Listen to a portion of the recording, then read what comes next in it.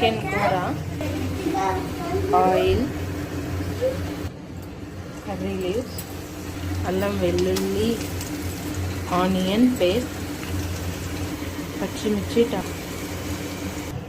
కొంచెం థిక్నెస్కి కొబ్బరి, కొంచెం ఆల్మండ్స్, పసుపు, కారం 1 టేబుల్ స్పూన్, ధనియా పౌడర్ 1 టేబుల్ స్పూన్, కారం 1 టేబుల్ స్పూన్ తీసుకున్నాను కాబట్టి మిరియాల పొడి 1 టేబుల్ స్పూన్ పేస్ట్ చేసుకుందాం. Paste ready. ఫ్రై అయింది. చికెన్ వేసుకుందాం. Curry leaves, raw salt, mix well and fry well.